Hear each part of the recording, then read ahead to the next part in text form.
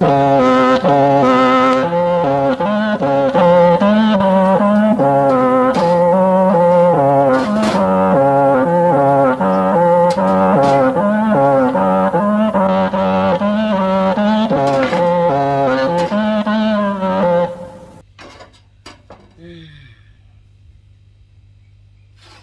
đi có rồi nè bên nào kia này chừng cái gì nè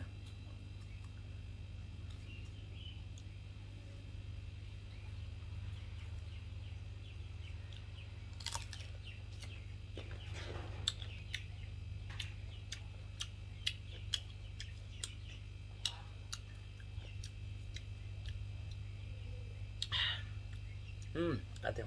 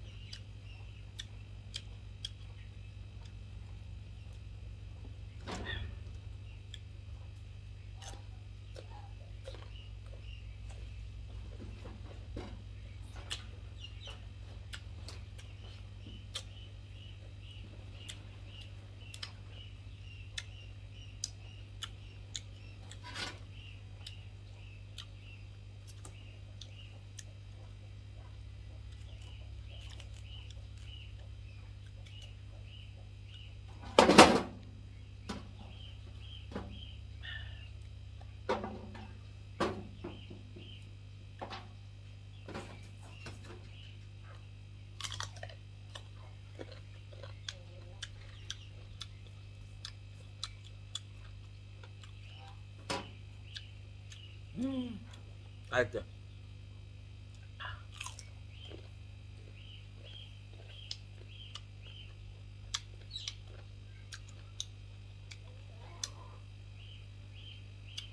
với nhiều khó sợ cái mà ôm sợ là muốn gì muốn gì trời trâu một thì sẽ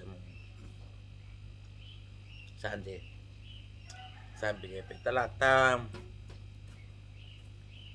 kiểu là tròn chuyện cần tạo được tổ chép chỉ thế chẳng là nó tôi sợ nó tới tí giờ cõi một cơm tiền phải khôi nó làm nó khôi bây giờ đến nấu kem sốt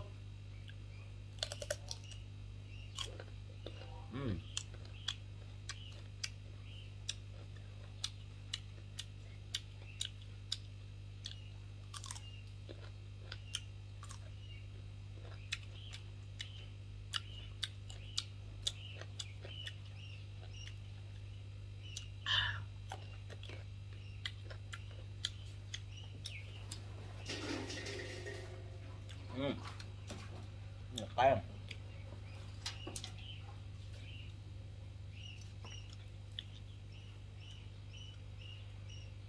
nó rất tay chẳng nó nóng ie thôi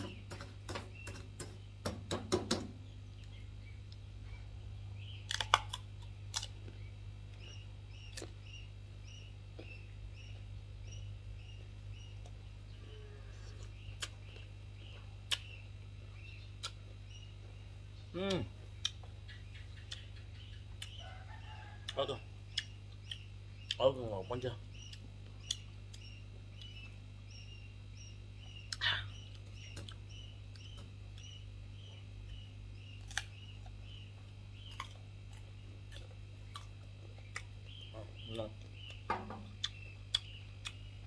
nói gì không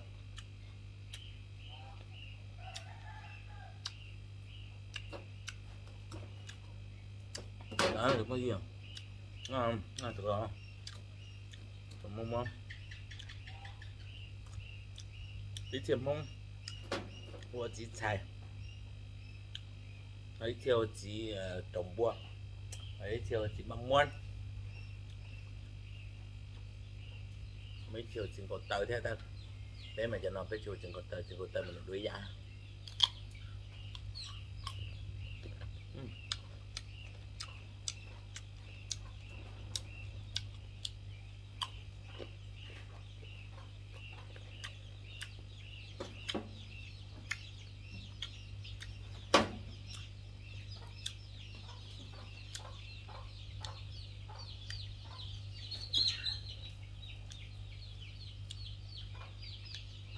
của món nông bột chè nông đĩa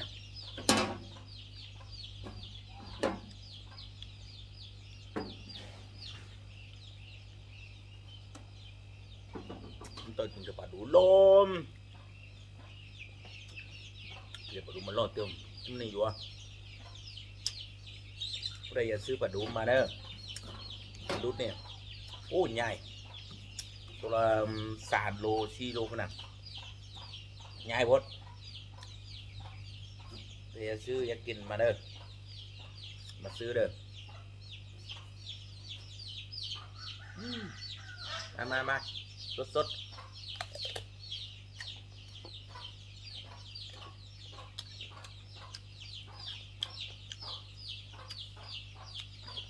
เกลือ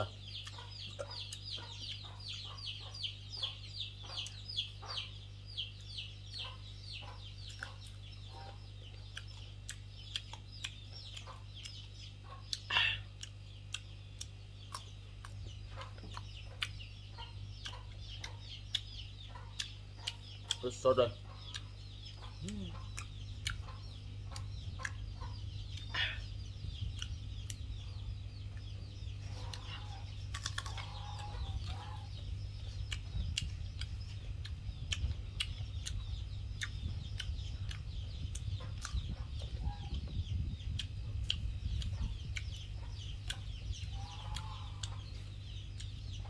cái gì cũng gì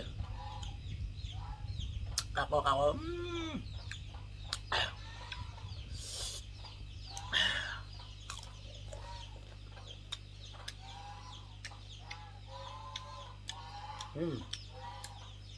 ôi rồi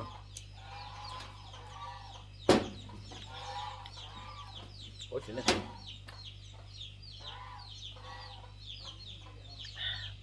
chưa giá cho chứ phần đi nào phần đi nó một chúng một thôi dùng mua mà bây giờ mình chơi tôm to mà muốn tàu không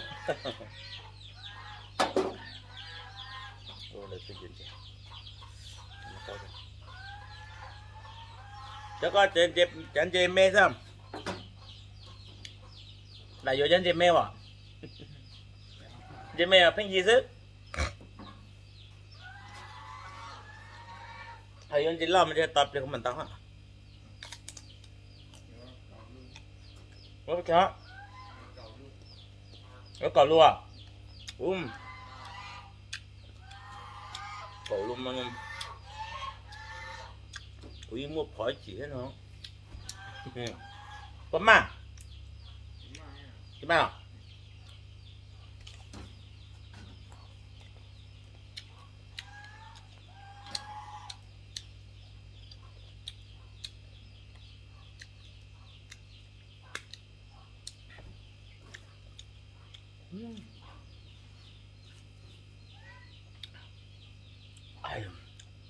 có đồng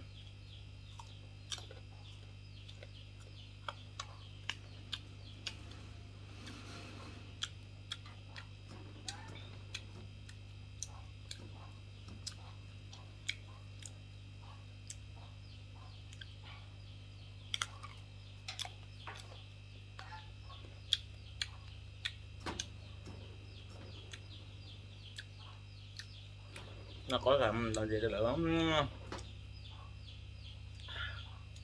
đi lên muốn lên giờ là nhà dọc báo lười tạm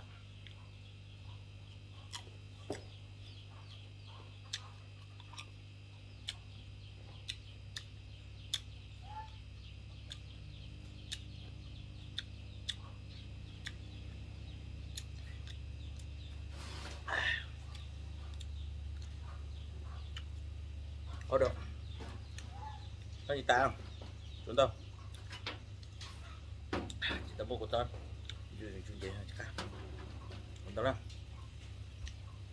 Chị mà bây giờ nó đồ muốn vậy rồi. Mỗi coi lét thì ô mình nhẹ nó cờ chơi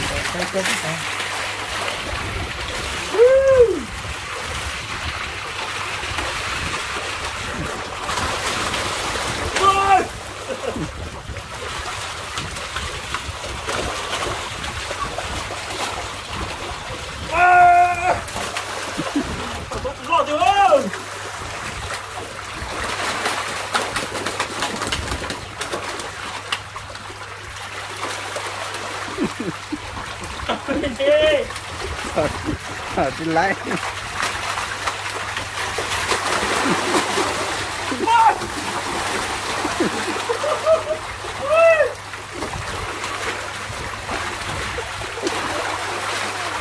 Mẫu.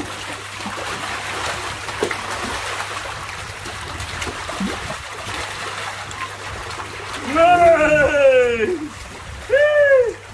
Cái tay chủ ơi. Ơi. Ơi. Chị ơi.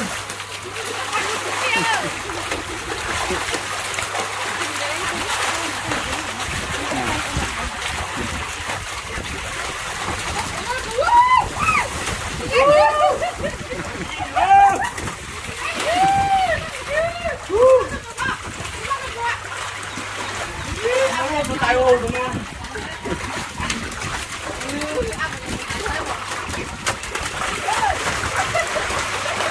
Con tay luôn.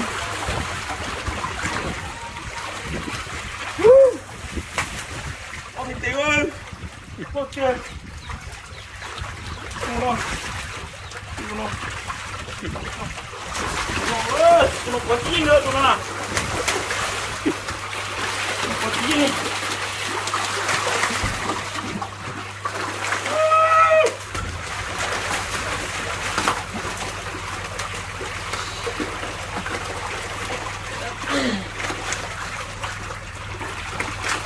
Ủa ủa. Này chú tôi ơi. Không chỉ nó cởi mùa lên. Sắp sắp kìa. Tụi nó mà cũng để chị lái kia tụi nó. Nó để trong.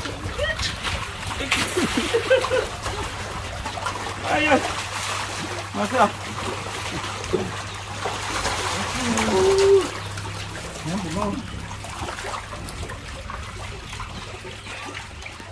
Tahan dulu ya.